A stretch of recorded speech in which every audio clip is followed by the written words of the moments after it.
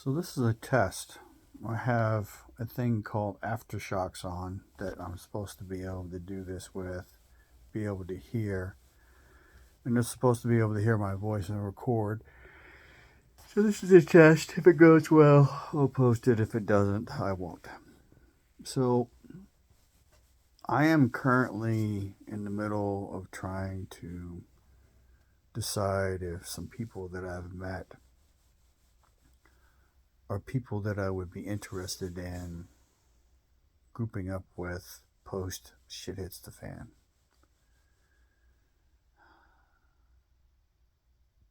So, one, you need to be genuine when you're talking to people, but you should understand that there are qualities and portions of your character that will stand out and instantly get you an in and instantly get you a, I don't know about this person, or an outright no.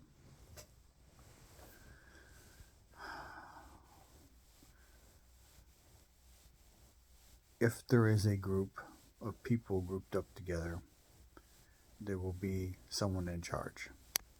That person is not interested in your opinion. They are not interested in having people in their group that want to push boundaries, uh, to challenge people and stuff. It's not just because they're not interested in you questioning their authorities, because there are 24 hours in the day. The minimum number of people you have to work a 6 hour guard shift is 4 people. So that means 4 hours, 6 hours out of your 24-hour day, you're on guard. You will need to go to the bathroom before and after, and probably during. Uh, you will need to eat. You will need to be alert. You're going to need to squeeze in 4 hours of sleep, so that's 10 hours out of your 24-hour day. Those other 14 are going to be occupied by cooking, what little personal hygiene you can do, gathering firewood, hunting, trying, if you know how to find wild edibles, find those.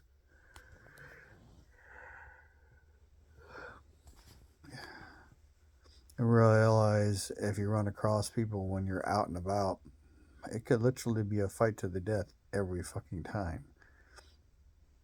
So you might want to be avoiding people. So I'm talking about people that I did a video about that I said was looking promising. The guy is definitely somebody I would be interested in. The lady, she frustrates me because she voted for Biden, and I think she's going to vote for him again because she hates Trump. And I'm like, I get you hating him, but you need to vote for the person who is best for the country, not the person you like. And she keeps saying, she doesn't know that much about Biden. I'm like, ma'am, how can you fucking vote for someone if you don't know anything about him? That you voted for him because you hate Trump. Okay. Trump's no angel. He's no saint. He's a businessman. He's rich, so that means he's probably crooked. She specifically said he was a cheater. I'm like, there isn't a businessman alive that is rich that is not a cheater. That's the way that is. So she said she used to be a Republican, and the next time I see her, which is hopefully Thursday, her and her husband, I want to ask her when she became a Democrat. I suspect it will be when she was in college. That means back in the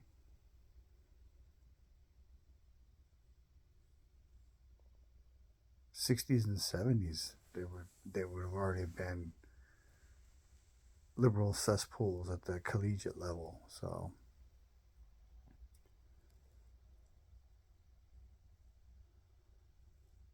I'm trying to understand why anybody that was a Republican would switch to the Democratic Party. because I don't see it happening. So the big question I have for anybody who watches this video,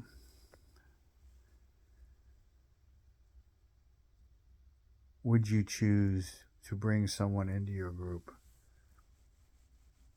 that would not agree with how you thought? And more than likely, that person that I'm saying how he or she thought would be the leader, because there is going to be literally so much to do every fucking day. There's going to be a lot of time for me time, or personal time, or personal hygiene.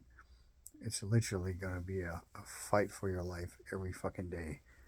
We will become like the animals in the woods who run at the first sign of movement or danger that they don't recognize. So, but yeah, answer that for me if you can. Would you bring into your group, or her words, save them, if there was a concern? I don't need her to believe or think like I do, but I need people, if they're going to be in my group, to do what they're told. When I was in the Army, privates were famously thought they were smarter than all the people that were in the Army that didn't know anything. And then they would get crushed because they would find out they were wrong. But occasionally there is someone who has good information and a good idea, and a good leader will listen to that, or represent that, not his information or idea, but the person who gave it to him. So anyway, I've rambled on long enough. It's 7 minutes.